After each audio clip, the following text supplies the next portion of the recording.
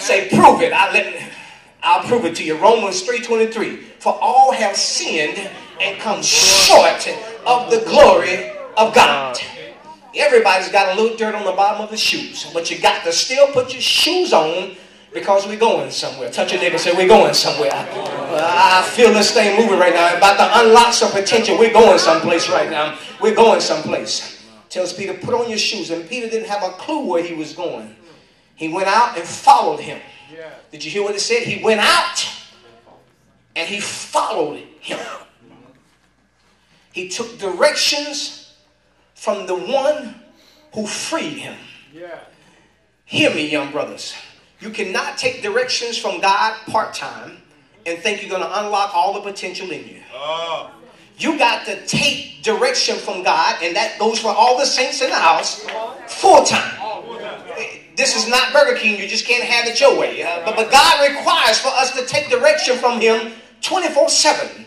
And so when he says follow me, God is essentially saying, I need for you to follow me if you want to unlock all the potential that's inside of you. Because if you follow me, then I will lead you to that place. I will lead you to that point. I will lead you to the end of the destiny. And wherever you are, you know that I will be there. All right.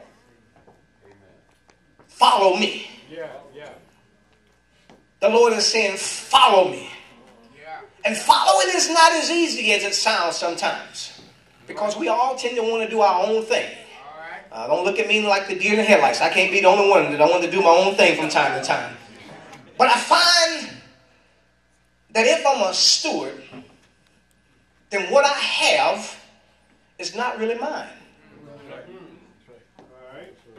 Because a steward only manages an overseer of somebody else's stuff. And if the time that I have is really not mine, and if the earth is the Lord's and the fullness thereof, and they that dwell therein, then it's really not mine. I'm only managing it for Christ. And if I'm really managing for Christ, then I can't really say that it's my time now. God's already had his time. I have to come to the understanding that if I'm going to really unlock the true potential that's in me, that everything I do, I have to do as if God was right before me. I have to honor him in everything that I do. I have to honor him when I step into school. I have to honor him at the bus stop. I have to honor him when I type. I have to honor him when I pick up a young lady. I have to make sure she gets home on time, especially if you're stopping at my house.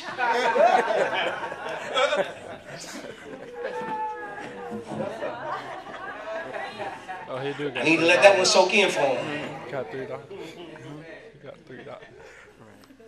Take direction from the Father.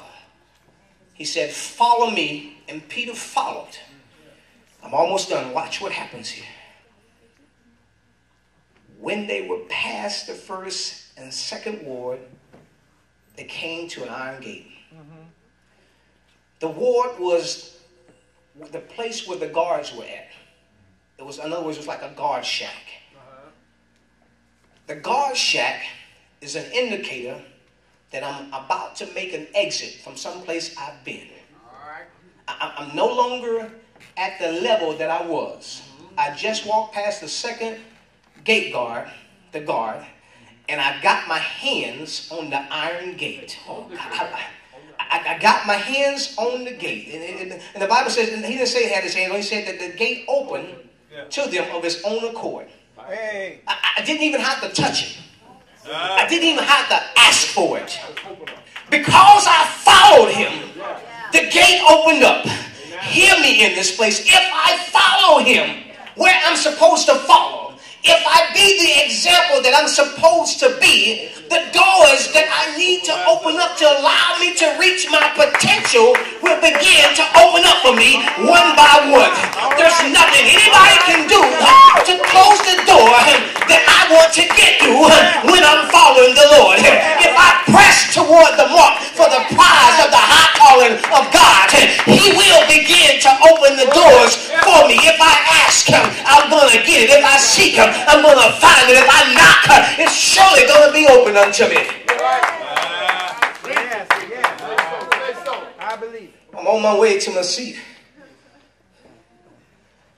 But I want you to understand that when Peter touched the gate, it opened